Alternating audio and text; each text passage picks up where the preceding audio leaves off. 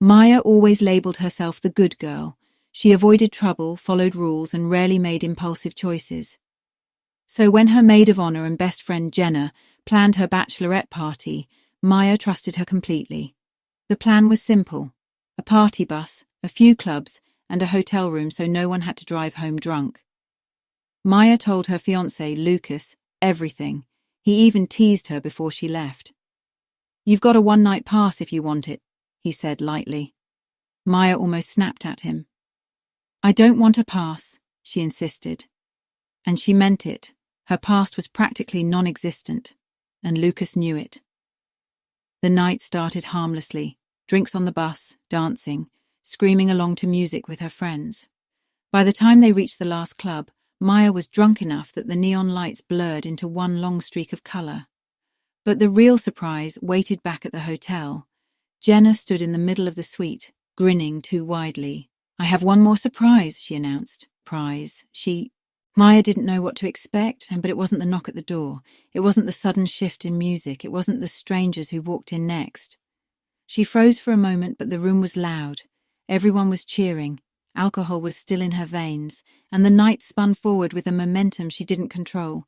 What followed came in disjointed flashes: encouragement from friends, laughter that didn't feel like hers, choices she would never have made sober.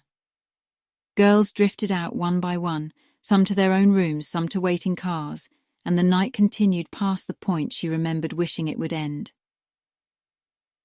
Morning came brutally. Maya woke on the couch, head pounding, throat dry, stomach twisted in dread. Her memories weren't gone. She wished they were, but they flickered like broken pieces she didn't want to fit together. She pushed herself up and stumbled to the bedroom.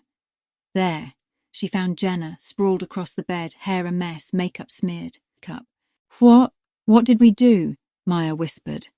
It wasn't really a question, more like a plea for it all to be less real. Jenna looked up, eyes wide with guilt. I recorded it." The room seemed to tilt around Maya. Recorded, meaning there was proof, meaning this wasn't just a shameful memory. It existed somewhere outside her head. Maya begged her to delete everything, every video, every photo. Jenna nodded quickly, remorseful, and Maya stood beside her as she erased the files. For a moment, Maya believed it was over. But a few days later, Jenna came to her door, holding a flash drive tied with a ribbon. "I had backed it up," she admitted quietly. "I thought you might want it someday. As a keepsake." Maya didn't want it. She didn't even want to touch it. But she didn't destroy it either. Maybe out of fear, maybe out of denial, maybe out of something she couldn't name.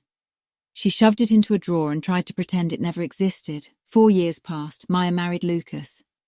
They built a life. She went to therapy, worked through the guilt, tried to bury the past deep enough that it couldn't reach her anymore. She never told anyone what happened. Not truly. Then one evening, Lucas came home early. He stood in the kitchen, pale, holding his phone like he didn't know what to do with it. "Maya," he said softly. "I know." 2 words. That was all. Maya felt her heart stop. Lucas wasn't angry, not in the way she expected. He didn't yell or ask questions or accuse her of anything, but his face was tight, his jaw clenched, and he wouldn't look her in the eyes. "How?" she whispered. He shut his eyes for a moment. "Jenna's husband."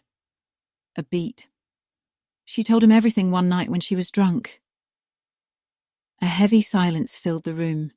Maya knew Jenna and her husband had been fighting lately. She didn't know this was why, and she didn't know until this moment that her own marriage might be the next to crack. Lucas put his phone down on the counter slowly, like he was afraid it might break. He swallowed. "I don't know what to say."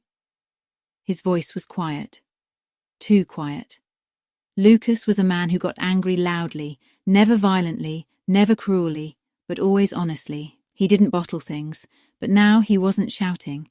He wasn't demanding an explanation. He wasn't even looking at her. And that silence, that cold, heavy, suffocating silence, terrified Maya more than any anger ever could. She took a shaky step toward him. "Lucas, He held up a hand, stopping her. Not harshly, just, defeated. "I need time," he whispered, and Maya realized something awful. The night she'd tried to forget 4 years ago had finally caught up to her. It wasn't over. It had never been over. The night had always been waiting.